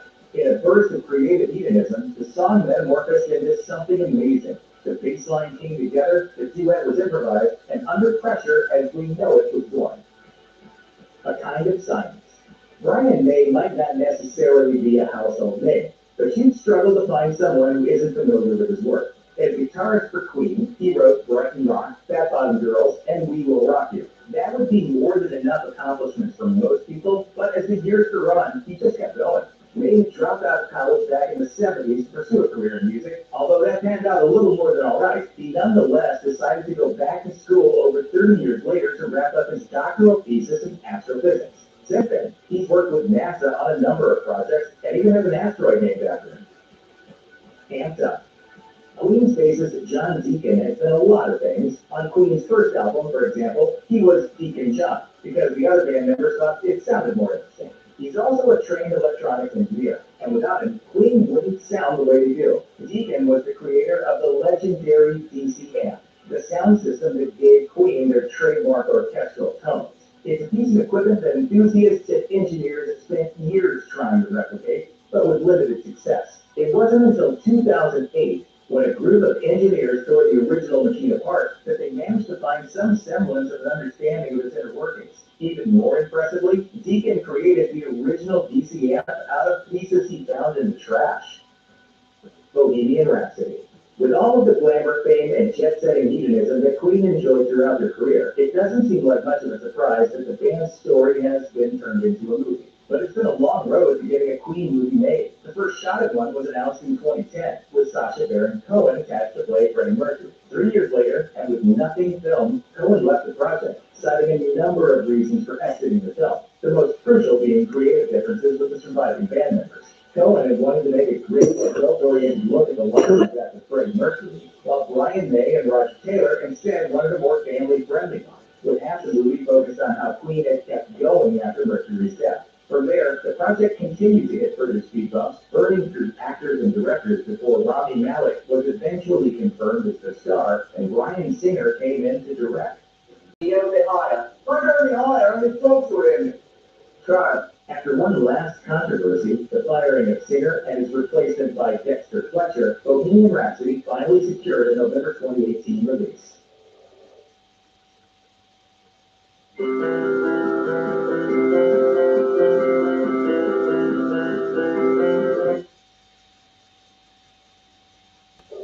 ZZ Top's music stands alone in classic rock, but the music isn't the only unique thing about this band. There are plenty of interesting details about ZZ Top you probably don't know. Here's the untold truth of the notorious bearded bandmates. Let's be honest, when you think of ZZ Top, the first thing that comes to mind is the mid-torso length beards these guys have been rocking since before many of us were born.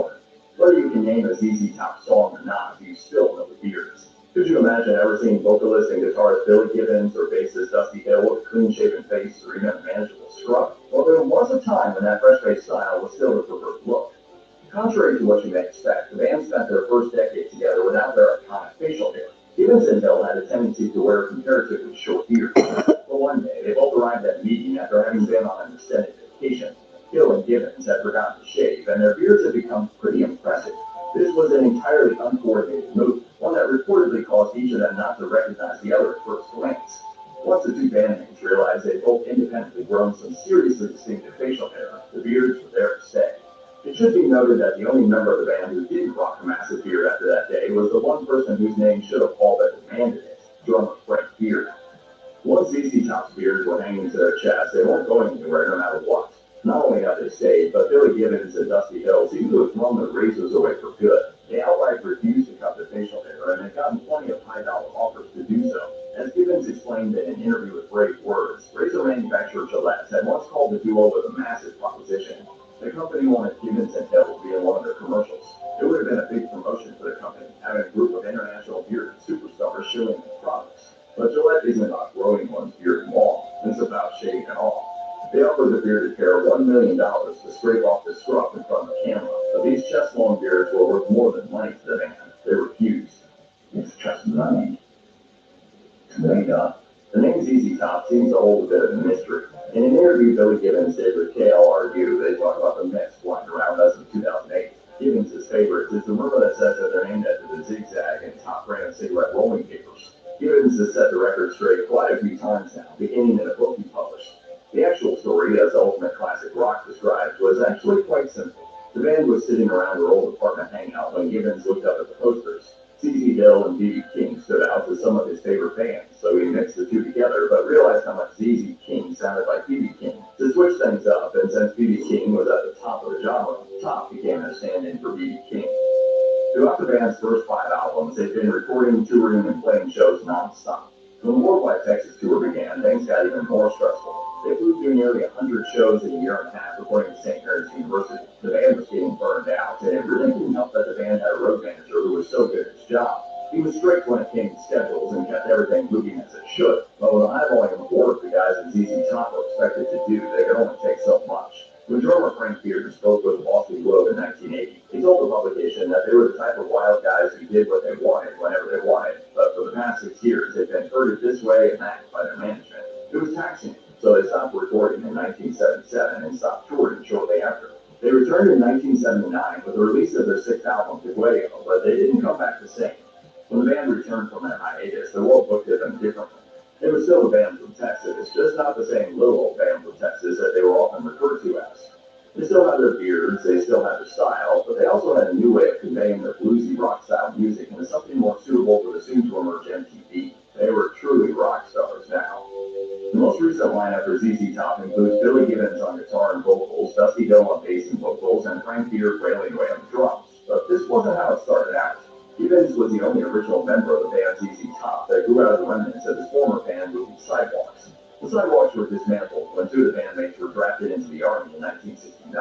The only member left besides Gibbons was drummer Dan Mitchell. The two weren't finished with music, so they got together with the bassist and produced the first single, Salt Lick, with the B-side No Response, for the group that had now become known as ZZ Top. The band quickly added Billy Etheridge and switched out Mitchell for Frank Beard, and within a year they were offered a record contract, but Etheridge split. Beard then conscripted the help of his bassist from a former band, bringing Dusty Hill into the mix. From that point on, the band's lineup was set. ZZ Top maintained the same lineup from 1970 all the way until Dusty Hill's death in 2021. With over 50 years under the trio's belt, ZZ Top has become the longest-running band in the popular music world with a membership that didn't change. By the time the band finished their Worldwide Texas tour, ZZ Top had a serious claim to rock and roll fame.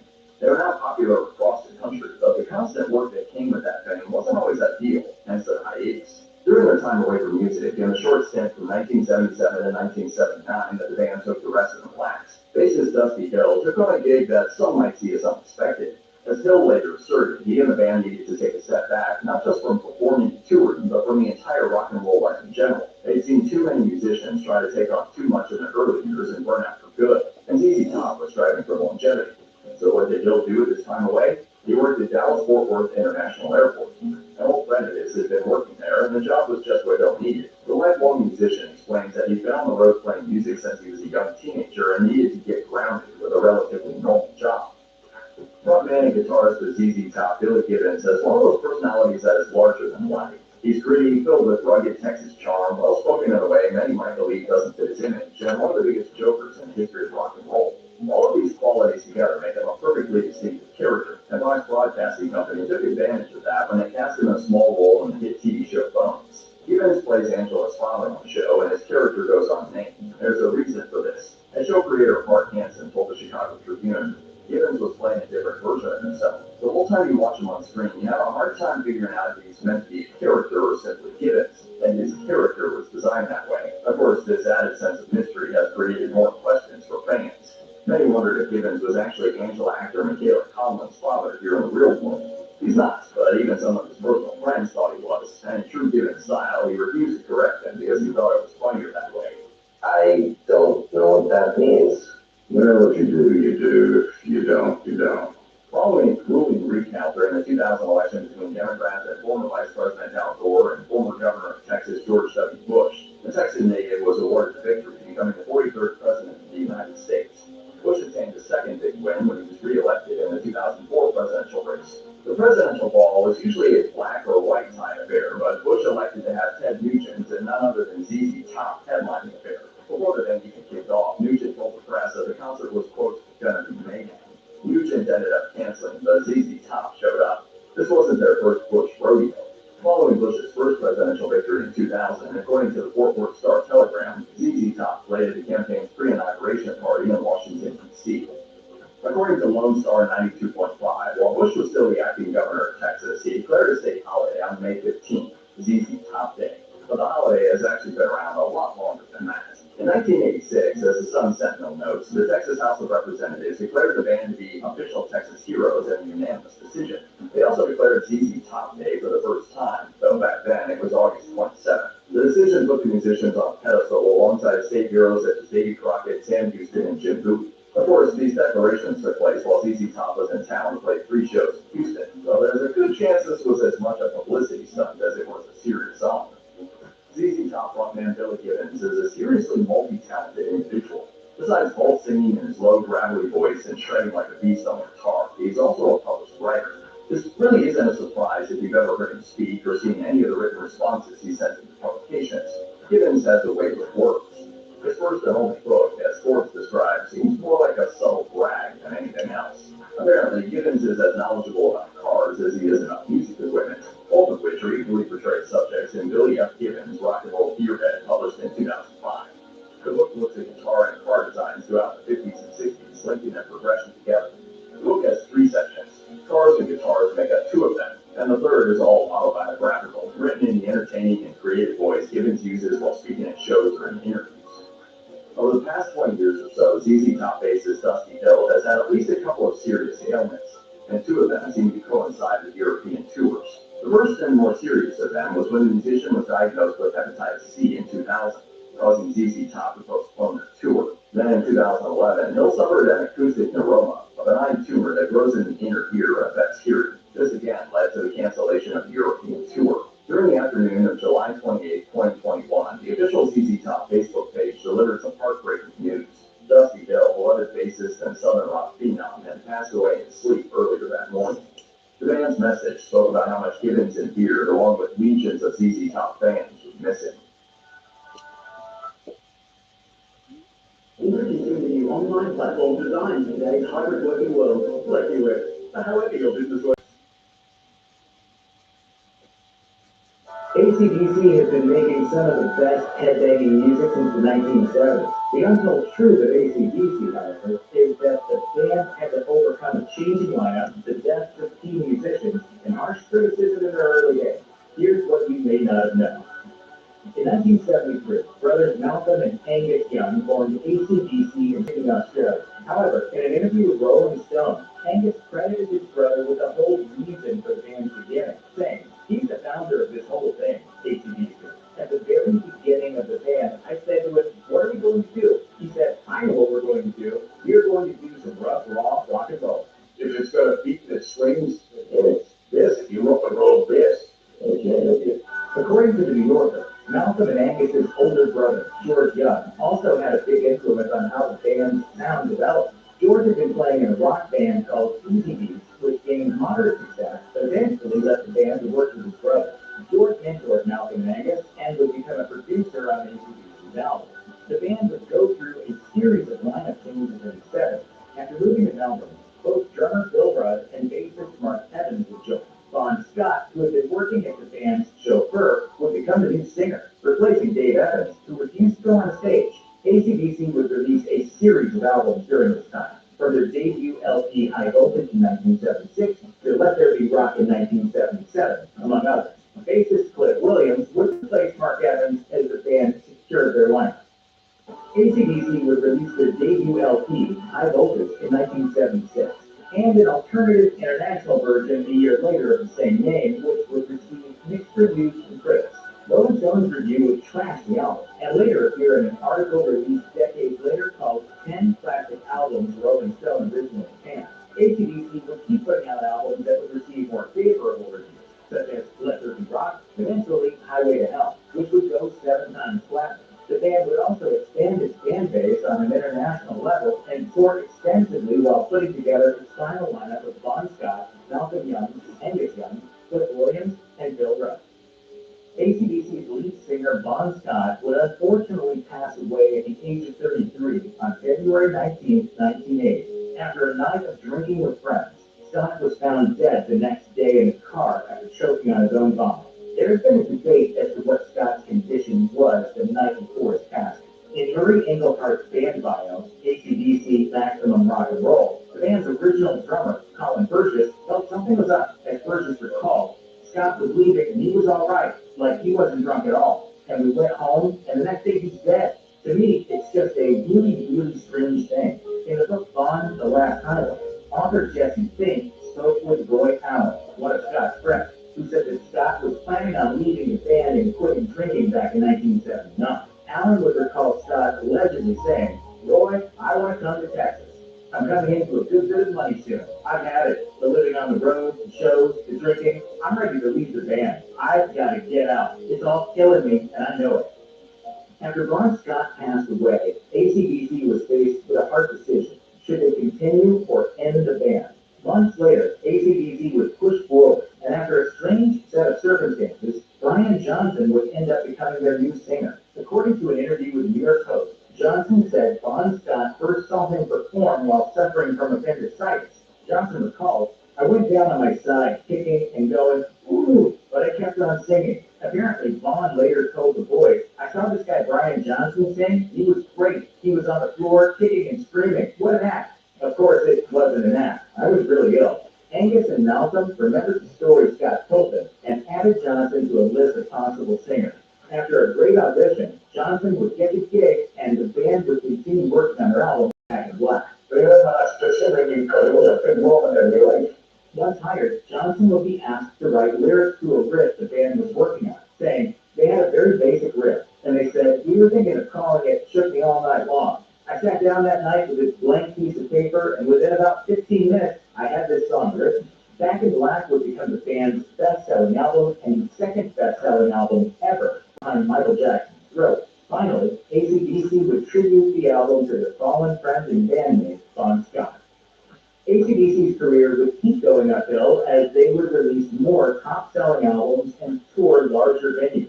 In 1991, while promoting their album The Razor's Edge, the band would be selected to play at a concert with one of the biggest crowds on record. Just before the fall of the Soviet Union, Russia held a heavy metal concert featuring AC/DC, Pantera, and Metallica. The concert would eventually draw over 1.5 million people and would help bring more Western music to the country. The band would also lend their music to film soundtracks, and even recorded a song specifically for the film The Last Action Hero called Big Gun. After the release of 1990's The Razor's Edge, AC/DC would release Ballbreaker in 1995 and Stiff Upper Lip in 2000. In 2003, the band was inducted by Steven Tyler into the Rock and Roll Hall of Fame.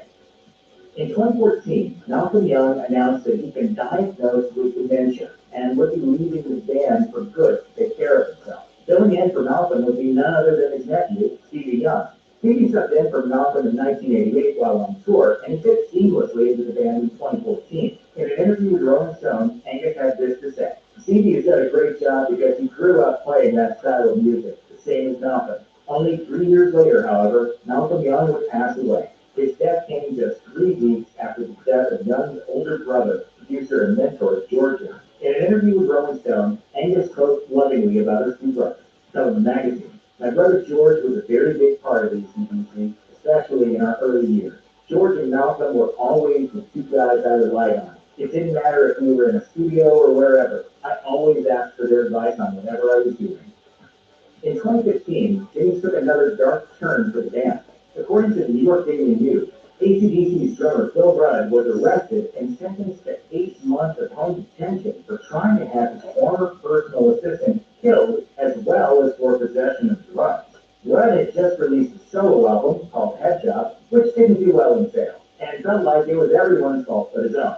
Rudd was so mad that he fired almost all his staff and wanted his former personal assistant, quote, taken out, as per Rolling Stone. The dirty deed would not be done cheap. Rudd phoned an unnamed Australian associate and offered them $200,000, a car, a motorbike, or a house in exchange for the hit. The day after the call, Rudd called his former assistant and said, quote, "I'm going to come over and kill you." The victim then phoned authorities and said he was fearful for his safety, which led to the police showing up at Rudd's house. Police also found 91 grams of marijuana stashed around Rudd's house, as well as methamphetamine. Drummer Chris Slade would fill in while Rudd would deal with his legal matters. Between 2015 and 2016, Brian Johnson began noticing issues with his hearing. The singer told Rolling Stone, "I couldn't hear the tone of the guitars at all. It was a horrible kind of deafness. I was literally getting by on muscle memory and mouth shape. I was starting to feel really bad about the performances in front of the boys. You probably ought to. It was scripted." AC/DC tried to continue with Johnson, who did the best he could. Eventually, his doctors warned that he could go deaf. Johnson would be forced to leave, and the band would again find itself in search of a new singer. In 2019, in an interview with Dan Rather, Johnson would explain what it was like having to leave the band, saying, "It's like being shot on the battlefield. It's just your turn. I'll be quite honest with you. I went in my office and buried my head in a bottle of whiskey. Good whiskey." AC/DC started looking for a new singer with a strong enough voice and stage presence to fill in for Brian Johnson. Eventually, they had a friend from another band who was ready to help out. In an interview with Rolling Stone, Angus said, "There was a list of people that might fill in. Out of the blue, Axl Rose contacted and said he could help out, which was very good." With Rose filling in for Johnson, the band was able to finish out the rest of their 2016 Rocker Bust tour. While Axl Rose was chosen as the band's new lead, there was another popular musician who almost ended up as AC/DC's new singer. In an interview with Classic Rock magazine, Irish singer of Blackwater Conspiracy, Phil Connolly, said he auditioned for the band just before the role was offered to Rose. Connolly said in the interview, "Long story short, he tells me that Brian has had to step away from AC/DC for medical reasons, and the guitarist Angus Young would like you to come over to the U.S. for a bit of jam. Would I be interested?" After all was said and done, the band went with Rose. Something I want to do right on that. However, with a little luck and help from some doctors, Brian Johnson would return, along with drummer Phil Rudd and bassist Cliff Williams, who took a break from the band. Doctors were able to create a device that would help Johnson with hearing so he could sing. Following the good news, AC/DC would plan to tour again and work on a new album. AC/DC would go on to record Power Up between 2018 and 2019. The recording process was very close to all the members of AC/DC, especially Angus, who told Rolling Stone, "This record is pretty much a dedication to Malcolm, my brother. It's a tribute for him like Back in Black was a tribute to Bon Scott. Power Up would be the first album the band would work on without Malcolm." During the recording process, however, the iconic guitarist's presence would be felt by all members. In an interview with Rolling Stone, Brian Johnson had this to say, "Malcolm was always there. As Angus would say, the band was his idea. Everything in it ran through him. He was always there, in your mind or just your thoughts. I still see him in my own way. I still think about him." Power Up was produced by Brendan O'Brien, who worked on AC/DC's 2 previous albums. Due to COVID-19, the band had to stop their plans of touring in 2020, but whenever the pandemic clears up, they hope to return. Neil Young is a world-renowned musician who started his career way back in the 60s and is still going strong today. But despite his longevity, much of his life has remained in the dark to the public at large. Neil Young was not the only famous individual in his family. He was born on November 12, 1945, in Toronto, Canada, to Edna and Scott Young. was one of the most distinguished sports journalists in Canadian history. He started his journalism career with the Winnipeg Free Press before moving on to the Canadian Press, where he worked from 1942 to 1943 as a war correspondent in London during World War II. He then went on to serve in the Royal Canadian Naval Volunteer Reserves for the rest of the war. After going on to spend 3 years as the assistant editor at Maclean's magazine, he spent the next 3 decades as a popular sports journalist, columnist, and commentator for the Toronto Globe and Mail, the Toronto Telegram, and the CBC. Scott Young was also a successful author and historian, as he published a number of nonfiction books, short stories, and novels, including Neil Mead, a 1984 biography about his son. He also gave Neil his first musical instrument, a ukulele. In 1988, Scott Young was inducted into the Hockey Hall of Fame as a journalist. He died in June 2005 at the age of 87. Neil Young's music career has taken him through many different genres, from soft folk and country to blues and grunge rock. One genre he's not usually associated with is R&B, but in fact, he was actually once a member of an R&B group, the Minor Birds. Early in his career, that group was fronted by a young Rick James, and they were on their way to being signed by the legendary Motown Records. Unfortunately, James was on the run from the law, as he was in Canada to avoid being drafted into the United States Navy, with a string of multiple low-level convictions to his name, and not wanting to fight in the Vietnam War. James fled north. The Minor Birds released 2 singles that caught the attention of Motown, which gave the group a deal and a cash advance. Alas, the money disappeared when their manager got hold of it, so the band fired him, but in retaliation, he informed the authorities and Motown of James's status. James was soon taken into custody by the Navy. Motown cut ties, and the group was over. Young later spoke with Mojo magazine about his musical direction following the breakup. As he noted, I moved instead towards acoustic music and immediately became very introspective and musically inward. That's the beginning of that whole side of my music. The 1969 Woodstock Music Festival has a reputation as the apex of the counterculture movement of the era. Among the lineup was one of Neil Young's bands, Crosby, Stills, Nash & Young. CSNY was still in their infancy when they played Woodstock. Each member had been successful in previous bands, but Woodstock was just the second time they played together as a group for any audience. Nevertheless, their set went off without a hitch during the early morning hours of Monday, August 18th. But despite that success, Young doesn't make any kind of appearance during the performance. Even his name is redacted when the band is introduced. He told Howard Stern that he was annoyed that the cameramen were up in his face while he was performing, rather than shooting from a distance. They didn't have to be right there. That was stupid. They didn't have to be on the stage. Their cameras. Hello? Ironically enough, CSNY would go on to cover Joni Mitchell's song about the festival, also called Woodstock, on their 1970 album, Deja Vu. Young states that Woodstock was eventually seen in a new documentary about the festival that was released in 2019. Many songwriters have drawn inspiration from their own lives, and Neil Young is no exception. But one of his most well-known songs, The Needle and the Damage Done, from the 1972 album Harvest, has a particularly dark origin story. It's about Danny Whitten, a former friend and bandmate of Young's. Whitten was an original member of Crazy Horse, which would eventually become Young's backing band. But by the beginning of the 70s, Whitten had become heavily addicted to heroin, which persisted despite multiple interventions. Young ultimately fired Whitten after a bad session during which he couldn't even hold his guitar. He gave his friend $50 for rehab and a plane ticket back to Los Angeles. In 1972, Whitten would fatally overdose on alcohol and Valium shortly after reaching LA. Young later spoke of his friend's death by confessing, "I felt responsible, but really there was nothing I could do. I mean, he was responsible, but I thought I was for a long time. Danny just wasn't happy. It just all came down on him. He was engulfed by this drug. That was too bad, because Danny had a lot to give."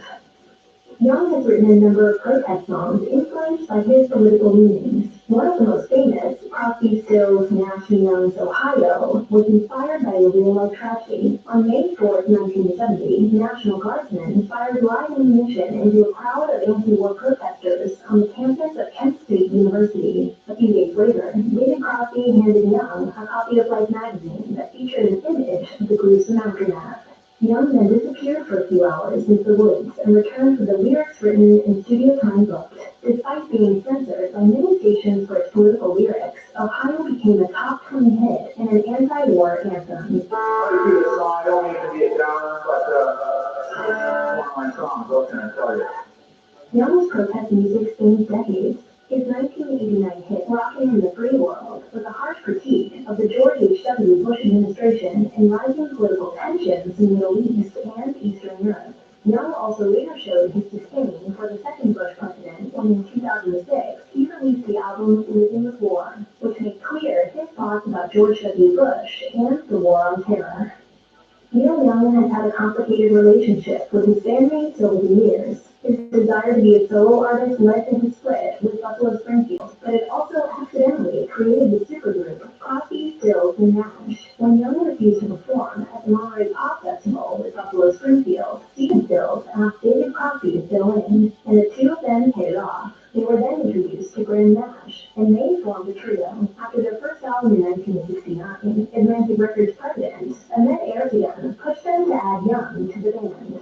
Following an album and 2 tours as a member of Crosby, Stills, Nash, and Young, Young left to continue his solo career in 1970. 3 years later, Young called Nash and Crosby to join him on the tour, and soon enough all 4 men were together again. But when the band decided to make a new album, Young disappeared.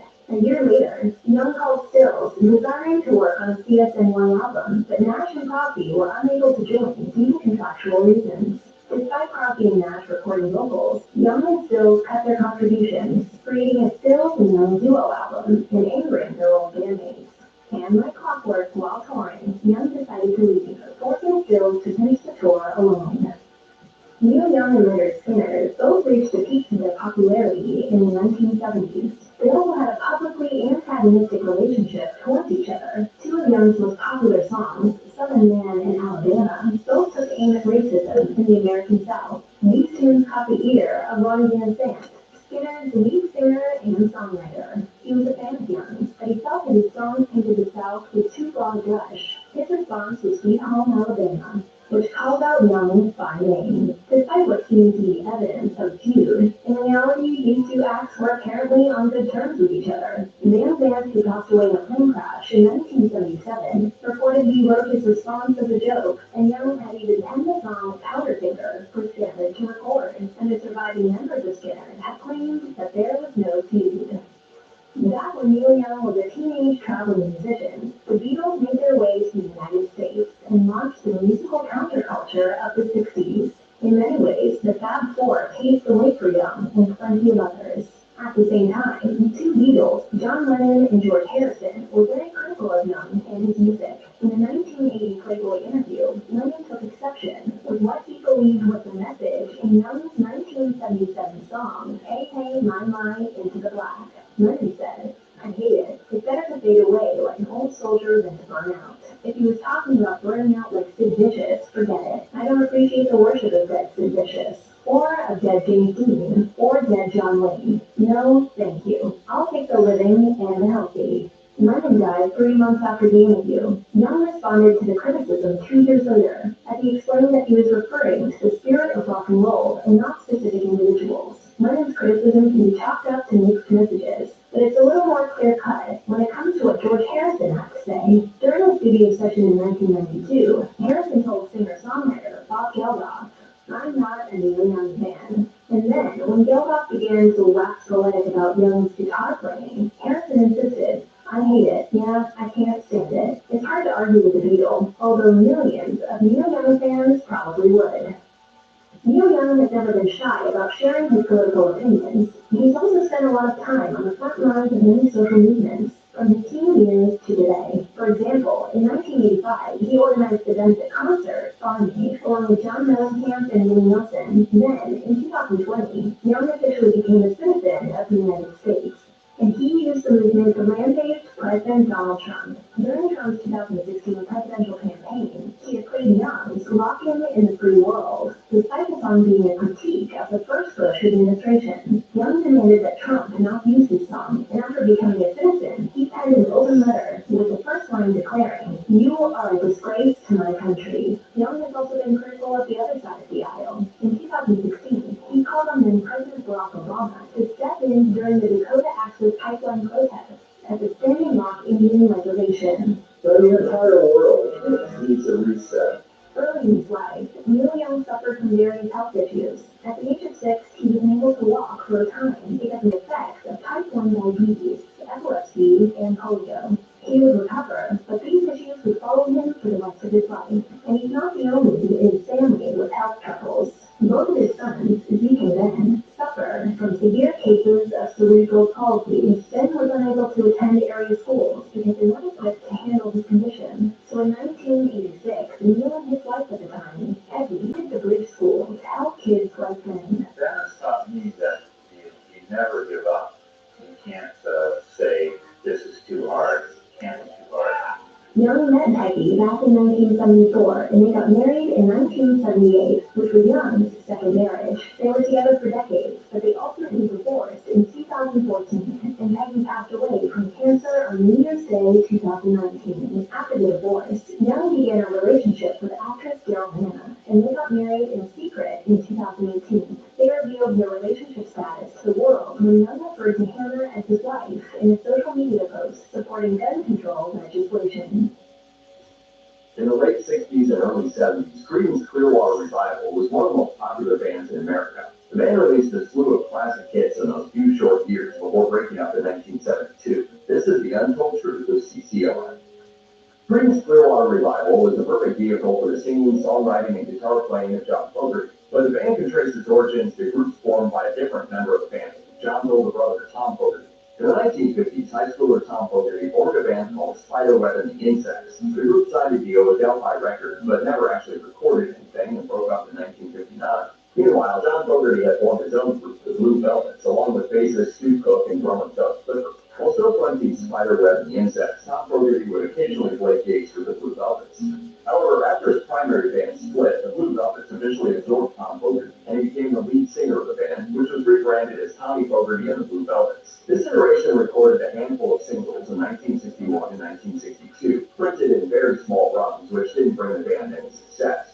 By the mid-1960s, and after changing its name once more to Gollywogs, the foursome of two Fogertys, Cook, and Clifford had released 6 singles, all of them co-written by John and Tom, who also split vocal duties. By the time the group would reach its final stage as Creedence Clearwater Revival, Tom Fogerty's vocal and songwriting contributions had diminished to the point of virtual non-existence. When John Fogerty and his swamp rocking cohorts came up in the 1960s, it was more fashionable for the mainstream bands to have short, direct names, monikers like The Who, the Rolling Stones, and the Kinks. A name like Creedence Clearwater Revival would suggest that the band would sound like rambling names psychedelic groups such as Jefferson Airplane or the 13th Floor Elevators. Those 3 words just sound like they belong together, so they must have some kind of unifying meaning, right? Not really. When the band signed to Fantasy Records, it was still called the Gollywogs, which label had Saul Zaentz loathed, calling it, quote, a stupid name. To generate a new name, Zaentz came up with a list of 10 ideas and then sent the band off to do the same, after which they find one they agreed on. Some early contenders were Deep Hollow Blue, Muddy Rabbit, and Creedence New Ball, and Rudy. The latter was suggested by guitarist Tom Fogerty based on the name of a friend. The rest of the Gollywogs went to work improving on Fogerty's idea, adding an extra E to get Creedence, and then adding Clearwater, taken from an ad for Olympia Beer, reporting that the product contains cool, clear water. It's the water, the water that gives Olympia Then frontman John Fogerty added Revival because he felt like the band was getting a new lease on life with its record deal. Creedence Clearwater Revival sound, a mixture of grimy hard rock, blues, folk, and Gulf Coast styles, has a name, Swamp Rock, because it sounds like the band comes straight out of Louisiana.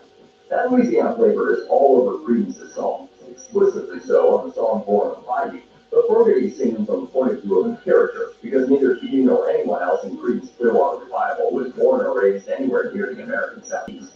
John and Tom Fogerty both hail from the Berkeley area of California. Drummer Doug Clifford was born in nearby Palo Alto, and bassist Stu Cook is from Oakland. The band members knew each other because they'd all attended El Cerrito High School in California. Part of the reason why the Woodstock Music Festival in 1969 was such a monumental event to the baby boomer generation was because nearly every major rock act of the era took the stage over the course of the weekend. Among the bands who played for an audience of 400,000 people were Santana, Jimi Hendrix, The Who, and Joe Cocker. All those acts were prominently featured in the Woodstock documentary in its live recorded soundtrack, which helped solidify the importance of the event in the collective consciousness. Creedence Clearwater Revival also played the festival, but the band's presence there has often been forgotten and overlooked. At Woodstock may not have become a concert of great magnitude without Creedence. Once a chart-topping band agreed to be a headliner, a slew of other acts signed up too. The reason why Creedence's Woodstock set has lost to history is because it wasn't initially or conclusively preserved. Left out of the Woodstock documentary and soundtrack record of the behest of frontman John Fogerty. Fogerty told the Los Angeles Times that when the band went on to play, it was already 2:30 in the morning. Everybody was running late, of course. The hippies had been putting on this thing. Fogerty added that despite playing a great set, there was almost no reaction from the audience, since most of the crowd was asleep.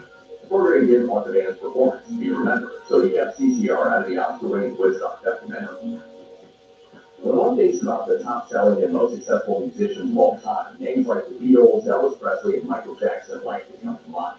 Indeed, all those acts scored at least a dozen #1 hits each and ranked at or near the top of the Recording Industry Association of America's list of musicians who sold the most albums.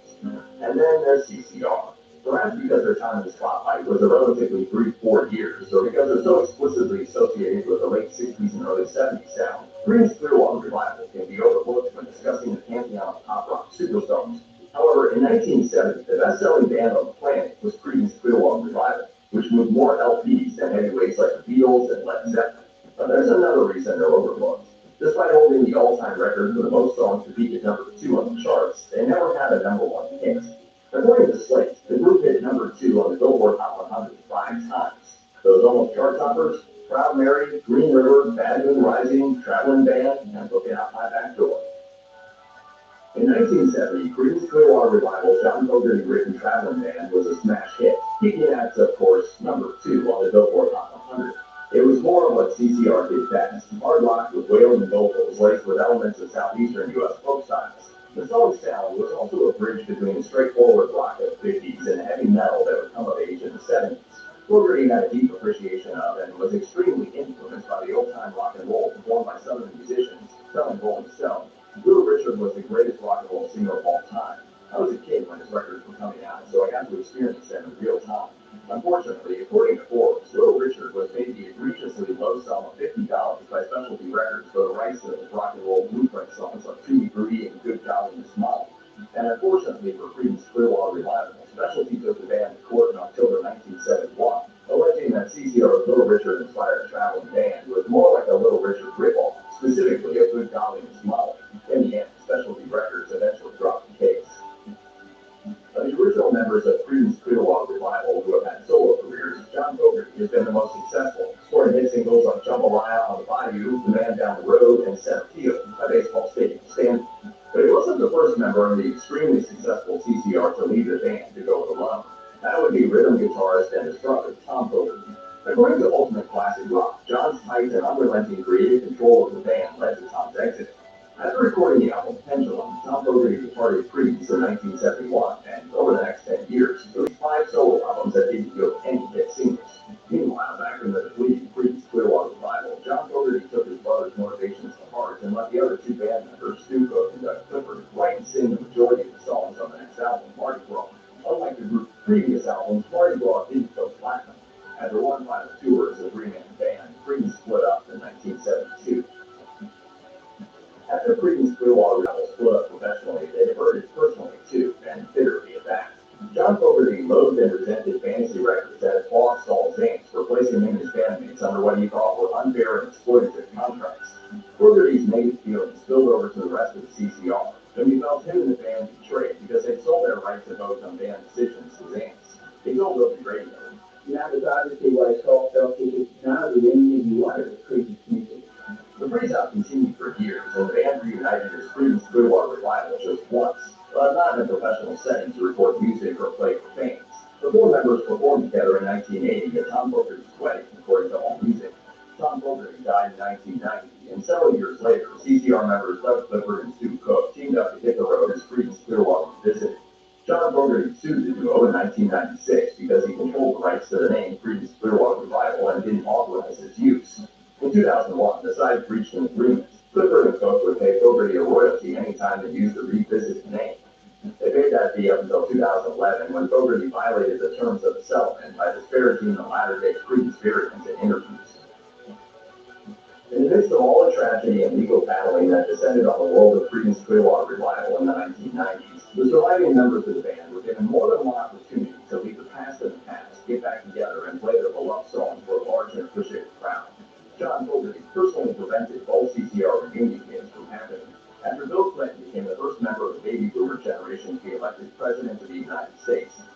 announcers of his inauguration celebration approached the members of Creedence Clearwater Revival about performing at the January 1993 event. Fogerty gave a hard pass, writing in his memoir, Fortunate Son. I said, I'm not playing as a band with Creedence. I don't play with those guys. We will never play as a band again. Later in 1993, the three living members of CCR at least breathed the same air together when the group was inducted into the Rock and Roll Hall of Fame. It's customary for newly enshrined acts to perform, even if they've broken up, so Fogerty took the stage. With Robbie Robertson and Bruce Springsteen, he arranged for Yvette Cook and Clifford to join him.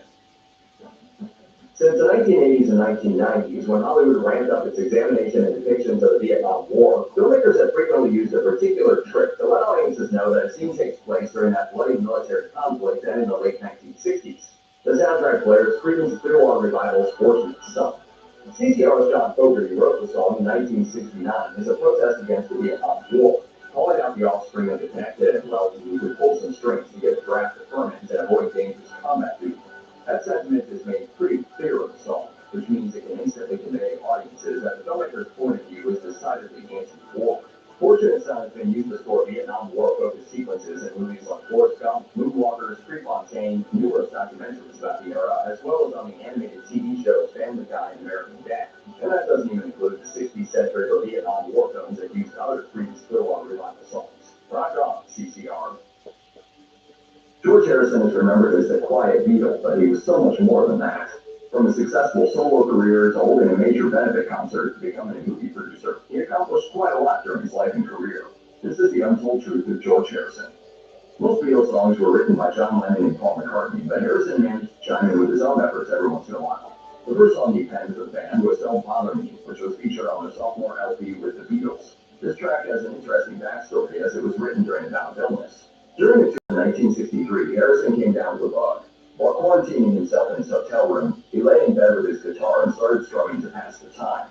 He then decided that he would write a song as an exercise to find out if he could pull it off, and sure enough, he accomplished his goal. In retrospect, Harrison doesn't exactly hold Don't Bother Me in the highest esteem. As he later recalled, I didn't think it was a particularly good song. Nevertheless, it was an important step in his musical journey, as he also noted, but at least it showed me that all I needed to do was keep on writing, and maybe eventually I would write something good.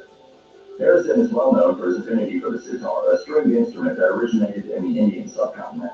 He first picked it up after seeing one on the set of the Beatles' 1965 film Help. He famously played it in the Beatles' 1965 song Norwegian Wood, This Bird Has Flown, off their album Rubber Soul.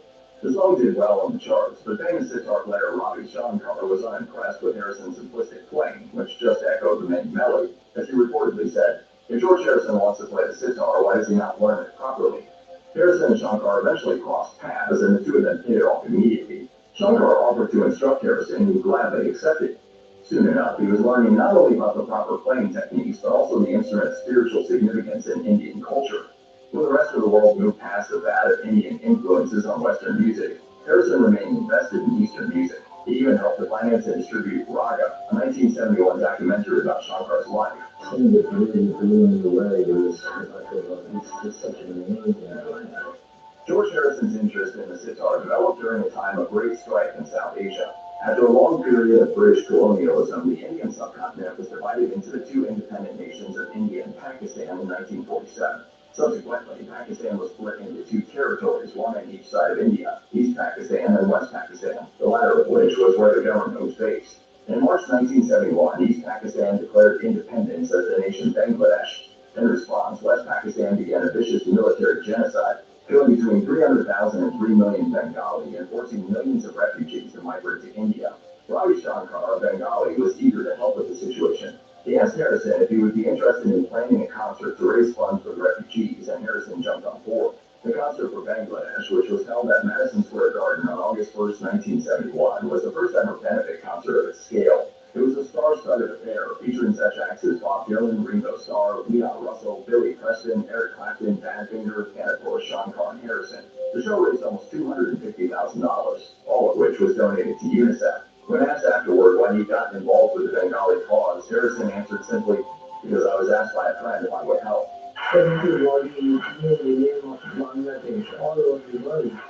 George Harrison wasn't just a musician. He also founded a production company, Handmade Films, along with his business manager, Dennis O'Brien. The company got a start with quite the iconic project. the 1979 comedy classic Monty Python's Life of Brian. Harrison wasn't involved with the movie from its very beginning, though.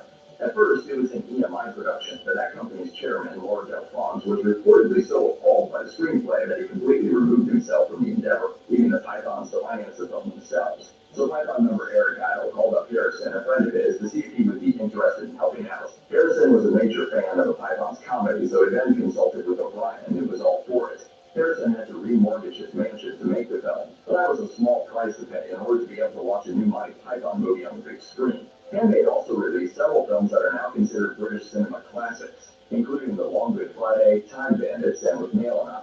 Many of these movies featured first-time directors or actors who were just starting out, and many who had also been dropped by other studios.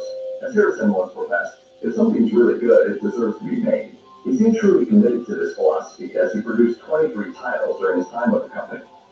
Even before his production work on Life of Brian, Harrison was close with the Monty Python crew. In fact, he even made a cameo on the 1975 Christmas special of Eric Idle's TV program on Weekend Television. In the episode, he played himself, but with a twist. He sports a pirate hat and eye patch, a parrot on his shoulder, and a piglet, insisting that his name is Pirate Bob. Throughout the show, he interrupts various sketches with the intention of showing off his marvelous acting skills. But time and again, Idle emphasizes that he just wants Harrison to be himself. And no pirate sketch started in a scene?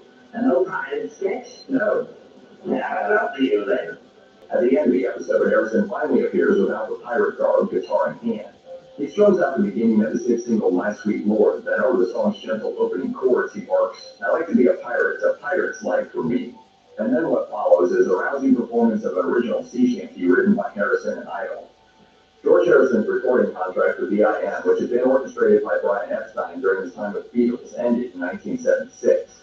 Harrison prepared for the next chapter in his musical career in advance by creating his own label, Dark Horse Records, in 1974. The artists that Harrison signed to the label included the likes of Ravi Shankar, the band Attitudes, the vocal duo Splinter, and R&B group The Stairsteps. Harrison himself also recorded 6 albums on Dark Horse from 1976 to 1992. Many of the songs on these albums were also featured in movie productions by Handmade Films.